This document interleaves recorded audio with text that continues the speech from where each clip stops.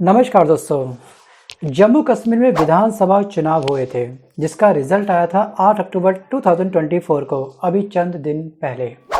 और तब से जी हाँ, चुनाव की घोषणा से लेकर के विधानसभा सत्र तक अनुच्छेद 370, जी हाँ आर्टिकल नंबर 370 को लेकर के संग्राम मचा हुआ है। जी हाँ, कल जो हुआ, राजनीति के क्षेत्र में इतना बड़ा संग्राम हमने कभी नहीं देखा। और साथ ही पूर्ण राज्य के दर्जे यानी कि स्टेटहुड और विशेष दर्जा दिए जाने की मांग ने इस कद्र जोर पकड़ा कि जो भारत के दोस्तों जो सियासी सरजमी है वो एक बार फिर से शर्मसार हो गई। जी हाँ, नेताओं के बीच में इस तरह की झड़प हुई कि वास्तविक रूप से इसका जो वीडियो बना है, जो वीडियो इतना वायरल हुआ है, उसने वास्तविक रूप से भारत की काफ़ी किरकिरी कर दी है। खास तौर पे जम्मू कश्मीर की जो राजनीति है इसको काफ़ी तार तार कर दिया है। सो गाइस, विशेषज्ञों का ये कहना है कि जिस तरह से इन तीनों मुद्दों को एक साथ जोड़ करके देखा जा रहा है और पूरा का पूरा सत्र इन पर केंद्रित होकर के चलाया जा रहा है, जी हाँ, ये या तो नासमझी है या फिर राजनीतिक दलों की एक बहुत ही सोची समझी बहुत बड़ी कोई चाल है। क्योंकि तीनों के अपने अलग अलग आयाम हैं, सबके अपने अलग अलग मायने हैं।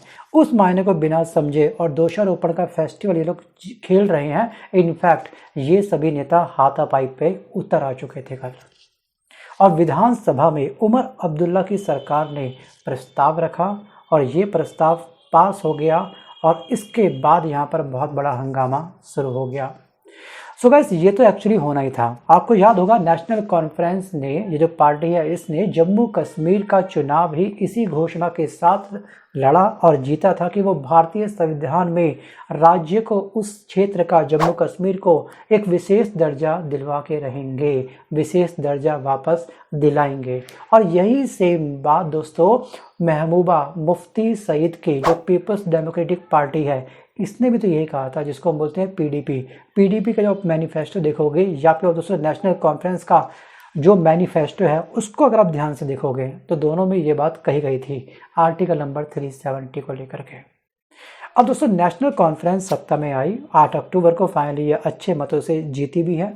और सत्ता में आते ही पहला काम इन्होंने यही किया है। जी हाँ, विधानसभा ने राज्य को विशेष दर्जा दिए जाने का प्रस्ताव पारित कर दिया। और शुरू में उम्मीद ये थी कि सबसे पहले जम्मू कश्मीर को पूर्ण राज्य का दर्जा हम दिलवा के रहेंगे। और क्योंकि दोस्तों इस चीज़ से कहीं ना कहीं काफ़ी सारी जनता की जो भावनाएं हैं वो जुड़ी हुई थी और इसी भावनाओं के आधार पर, जी हाँ, इस क्षेत्र में जो पार्टी है नेशनल कॉन्फ्रेंस ने अपनी जीत को दर्ज किया था। अगर ये फाइनली इस बात को लेकर के फैसला नहीं उठाते या फिर इस मुद्दे को प्राथमिकता नहीं देते तो आने वाले चुनावों के अंदर, जी हाँ, जनता शायद इनसे खफा हो सकती थी। लेकिन दोस्तों मेरा पॉइंट ऑफ व्यू ये है कि अभी शायद ये इनकी बहुत बड़ी जल्दबाजी है। जी हाँ, जल्दबाजी में उठाया गया कदम वहाँ की जनता के लिए एक बहुत बड़ा खतरा बन सकता है। हम जानते हैं कि लगातार वहाँ पे दोस्तों क्या हो रहे हैं, अभी आतंकवादी गतिविधियाँ बढ़ चुकी है, आतंकवादी हमले हो रहे हैं। और क्या नेशनल कॉन्फ्रेंस पार्टी अपने दम पर वहाँ पर शांति स्थापित कर सकती है क्या?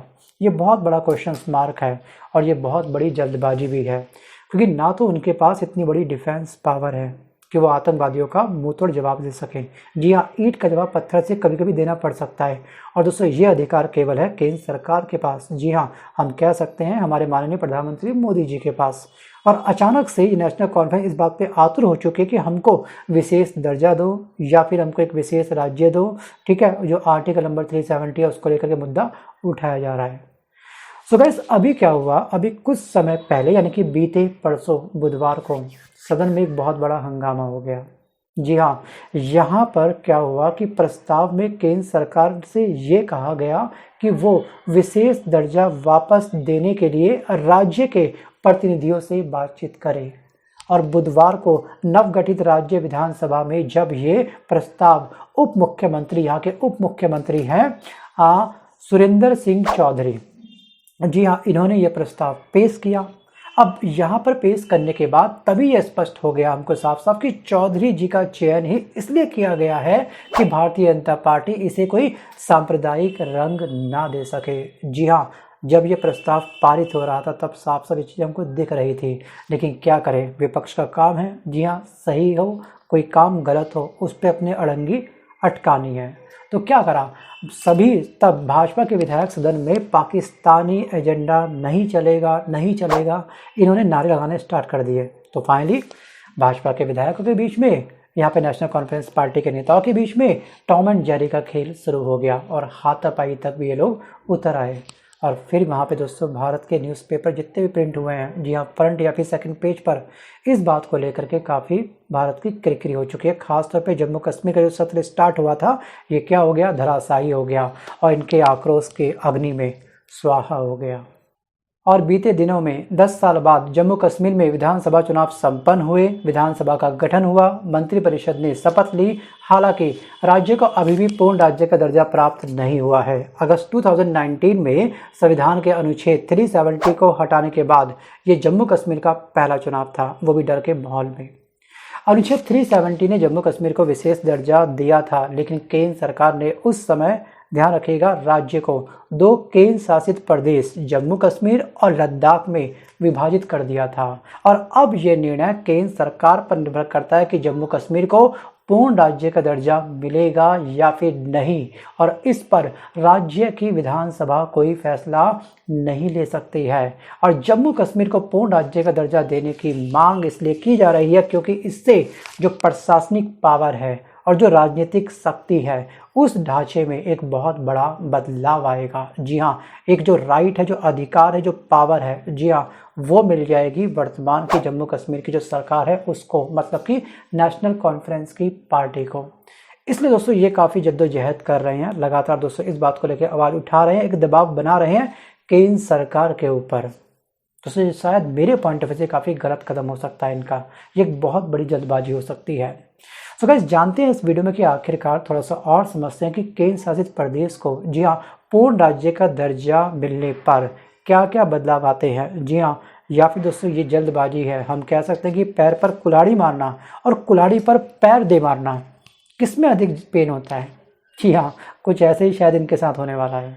मैं चाहता हूँ कि ऐसा कुछ ना हो, लेकिन फाइनली दोस्तों थोड़ा पेशेंस इनको बना के रखना चाहिए। जी हाँ, अगर ये डिमांड 2 से 3 साल बाद करते तो शायद तस्वीर कुछ और होती है। अभी सबसे ज़रूरी है वहाँ की जनता की सिक्योरिटी और सेफ्टी को देखना, ना कि केवल अपनी जिद को पकड़ के बैठ जाना कि अंगद का पैर बस रख दिया तो रख दिया, वह हिलेगा नहीं, हम ये बात अपनी मनवा के रहेंगे। कभी कभी कभी कभी क्या होती है, बहुत अधिक हानिकारक हो जाती है।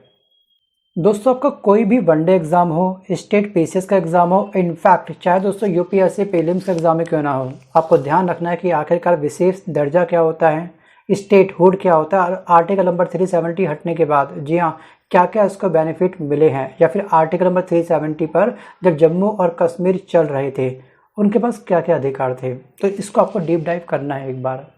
अब दोस्तों इस श्रेणी में, मतलब इस प्रावधान से पहले जम्मू और कश्मीर को विशिष्ट दर्जा मिला हुआ था। आर्टिकल नंबर 370 के निरस्त होने के बाद जी हाँ अब वो एक केंद्र शासित प्रदेश बन चुका है। लेकिन आपको ध्यान रखना है 1969 की घटना, इसके बाद पूर्वोत्तर के असम और नागालैंड ऐसे पहले राज्य थे जिन्हें 1969 में विशेष दर्जा दिया गया था। वनडे एग्जाम में, एसएससी एग्जाम में पूछा गया है कि भारत के ऐसे कौन से पहले 2 राज्य थे जिनको विशेष दर्जा दिया गया था। पूर्वोत्तर राज्य, ध्यान रखिएगा, ये था आपका असम और नागालैंड। उसके बाद हिमाचल प्रदेश, मणिपुर, मेघालय, सिक्किम, त्रिपुरा, अरुणाचल प्रदेश, मिजोरम, उत्तराखंड और तेलंगाना सहित इन टोटल 11 राज्यों को विशेष दर्जा प्राप्त हुआ। अब विशेष दर्जे में आखिरकार होता क्या है? सो गाइस जो केंद्र है, केंद्र विशेष दर्जा दे करके उनको कुछ एक्स्ट्रा बेनिफिट देती है, जैसे जॉब को लेकर के। जी हाँ, नौकरी पर उनके युवाओं को एक विशेष पैकेज प्रोवाइड करती है। अगर इनफैक्ट कोई प्राकृतिक आपदा आती है, जी हाँ, उसके लिए केंद्र सरकार उनकी हेल्प करती है। या फिर अगर कोई आतंकवादी हमला होता है, कोई दूसरा देश उस देश पर अपना कब्जा स्थापित करने का ट्राई करता है, तो उसकी प्रोटेक्शंस भी कहीं ना कहीं केंद्र सरकार देखती है। अब बात करते हैं स्टेटहुड, जिसे बोलते हैं केवल एक राज्य का दर्जा मिलना। अगर इसको हमने जम्मू कश्मीर को केवल एक राज्य का दर्जा दे दिया, आमतौर पर जैसे देश के विभिन्न राज्य हैं वैसे सेम इसको राइट दे दिया, तो राज्य का दर्जा मिलने के बाद केंद्र की जगह तमाम शक्तियां, चुनी गई जो सरकार होती है उस क्षेत्र के अंदर, वो राइट उसको मिल जाते हैं। केंद्र सरकार केवल एक सिंगल फंड करेगी रिलीज, इस साल में एक बार बस बजट से कुछ बजट का हिस्सा, कुछ पैसा उसको देती है राज्य को कि अब तुम जानो हम आपके हैं कौन। अपनी डिफेंस आप खुद देखो, अपना रोजगार योजना वगैरह आप खुद देखो, बस जो करना है अपने हिसाब से करो। लेकिन यहाँ पे आपको एक क्लॉज और ध्यान रखना है। आपको याद होगा वायनाड के अंदर क्या हुआ था, लैंड स्लाइडिंग हुआ था, इतनी बड़ी वहाँ पे बड़ी बहुत भयंकर प्राकृतिक आपदा आई थी और उसको राहुल गांधी ने लगातार पीएम मोदी जी से ये कहा था कि ये एक राष्ट्रीय आपदा है, जी है कि नेशनल डिजास्टर है, इसको इस कैटेगरी में प्लीज़ आप लोग रखो और वहाँ पे वायनाड में वहाँ की जनता की प्लीज़ आप हेल्प करो। तो पीएम मोदी ने उसका दौरा किया था और फाइनली इसको राष्ट्रीय आपदा घोषित नहीं किया गया था। अगर राष्ट्रीय आपदा, अगर कोई भी आपदा होती तो इस पर एक बहुत बड़ा बेनिफिट मिलता है वहाँ की लोकल सरकार को, जी हाँ, एक नॉर्मल राज्य की सरकार को। मतलब केंद्र सरकार की ओर से नेशनल डिजास्टर रिस्पांस फंड जो होता है, जिसे हम बोलते हैं एनडीआरएफ से फंड मिलता है। और इसके अलावा केंद्र और राज्य के बीच में जो 3:1, ठीक है, 3:1 के योगदान पर एक आपदा राहत कोष बनाई जाती है, सीआरएफ जिसको हम बोलते हैं, राइट। तो वहाँ से भी क्या मिलता है, एक फंड मिलता है। और सीआरएफ फंड पर्याप्त नहीं होने पर जो राष्ट्रीय आपदा जो आकस्मिक निधि होती है, जिसको हम बोलते हैं एनसीसीएफ, से भी अतिरिक्त मदद पर भी विचार करा जाता है अगर वो आपदा राष्ट्रीय आपदा होगी तो यहाँ पर दोस्तों केंद्र सरकार हर जगह अपने हाथ खड़े नहीं करती है, ये भी हमको ध्यान रखना है। और वर्तमान में केंद्र शासित प्रदेश में ध्यान रखिएगा कि पुलिस और कानून व्यवस्था केंद्र सरकार के अधीन रहती है। अगर केंद्र सरकार का छत्र छाया उस नॉर्मल क्षेत्र पे बनी रहेगी, अगर कोई भी इनवैलिड एक्टिविटी होगी तो सीधे पावर जो होती है वो सीनियर सुप्रीम पावर उसका डिसीजन ले सकती है। अगर किसी प्रदेश को पूर्ण राज्य का दर्जा मिल जाता है तो ये जिम्मेदारी पूरी तरह से क्या होती है, राज्य सरकार के हाथ पे चली जाती है। आप खुद संभालो, ठीक है, जो करना है अपने हिसाब से करो। इनफैक्ट दूसरे ध्यान रखिएगा, पुलिस से लेकर के जमीन से लेकर के पूरा राजस्व से जुड़ा हर मामला क्या होगा, वो राज्य देखेगी अपने हिसाब से। लेकिन जब किसी प्रदेश को पूर्ण राज्य का दर्जा मिलता है तो उससे ये अधिकार, जी हाँ, राज्य के पास चला जाता है। केंद्र सरकार अपना पल्ला झाड़ लेती है और उससे पल्ला झाड़ना नहीं बोलेंगे। ये जो उतावलापन होता है राज्यों के मंत्रियों के द्वारा, जी हाँ, ये उतावलापन वहाँ की जनता के लिए, वहाँ के रोजगार के लिए, वहाँ की सिक्योरिटी को लेकर के कहने के बहुत बड़ा खतरा बन जाता है। और जम्मू कश्मीर को इतनी जल्दबाजी नहीं दिखानी चाहिए, ये मेरा परसेप्शन है। अब आपका क्या कहना है, आप वीडियो को पॉज करके मंथन करके आप मुझे कमेंट चाहो तो कर सकते हो।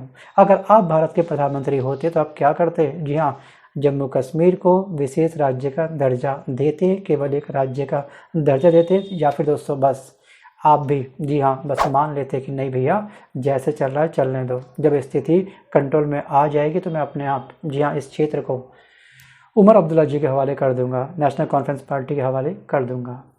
अब दोस्तों बात को थोड़ा सा हम एग्जाम्पल के साथ में समझने का प्रयास करते हैं। दिल्ली, भारत की राजधानी दिल्ली जैसे केंद्र शासित प्रदेश में राज्य सरकार को, जी हाँ, कुछ सीमित विषयों पर कानून बनाने का अधिकार देती है। लेकिन पूर्ण राज्य बनने के बाद राज्य सरकार को पुलिस हो गया, भूमि हो गया और सार्वजनिक व्यवस्था जैसे सभी मामलों पर कानून बनाने का पूरा अधिकार मिल जाता है। वर्तमान में मुख्यमंत्री और मंत्रिमंडल के फैसले के लिए लेफ्टिनेंट गवर्नर की मंजूरी की आवश्यकता होती है। पूर्ण राज्य बनने पर मुख्यमंत्री स्वतंत्र रूप से निर्णय ले सकते हैं और हर छोटे बड़े फैसले के लिए उपराज्यपाल की अनुमति लेना उसके लिए आवश्यक नहीं रहता है। अब केंद्र शासित प्रदेश होने पर राज्य को केंद्र सरकार से वित्तीय सहायता मिलती है, मॉनेटरी बेनिफिट मिलता है केंद्र सरकार से, अगर वो क्षेत्र केंद्र शासित प्रदेश होगा तो। लेकिन पूर्ण राज्य बनने के बाद, जी हाँ, राज्य को सीधे केंद्र से सहायता लेने की जरूरत नहीं पड़ती है। अगर आवश्यकता कभी पड़ गई तो केंद्र सरकार उसकी हेल्प करे या फिर ना करे, ये उस पर डिपेंड करता है। सो गाइस, आपको याद होगा अभी कुछ समय पहले मैंने डिस्कस किया था आपसे वायनाड के बारे में। जी हाँ, उसको राष्ट्रीय आपदा घोषित नहीं किया गया था पीएम मोदी के द्वारा। अगर एक बार उस क्षेत्र को राष्ट्रीय आपदा घोषित कर दिया होता, जी हाँ, जो लैंड स्लाइडिंग इतनी लंबी मात्रा में हुई थी, यहाँ पे बहुत बड़ी संख्या में लोग काफ़ी उससे प्रभावित हुए थे, तो उसको काफ़ी बेनिफिट मिलता। अब पूर्ण राज्य बनने पर उपराज्यपाल की भूमिका घट जाती है और राज्यपाल की नियुक्ति होती है यहाँ पर, जो मुख्यतः औपचारिक भूमिका निभाते हैं, जैसे कि अन्य राज्यों में होता है, आपने देखा होगा। और वर्तमान में अगर उपराज्यपाल और राज्य सरकार के बीच में कोई विवाद होता है तो मामला राष्ट्रपति के पास में कैरी फॉरवर्ड हो जाता है। लेकिन पूर्ण राज्य बनने पर ऐसे विवाद राज्य सरकार के अधिकार क्षेत्र में आ जाते हैं। तुम संभालो अपने फैसले, जी आप खुद करो। सो गैस आज के इस वीडियो में बस कर इतना ही। जी हाँ, अब आप मुझे सिंगल कमेंट करके पक्का ये बताना कि आखिरकार जो ये वर्तमान की सरकार है जम्मू कश्मीर के अंदर, जी हाँ, जो इनकी जल्दबाजी है, जी हाँ, ये कदम इनका सही है या फिर गलत, आप मुझे कमेंट करना मत भूलिएगा। धन्यवाद।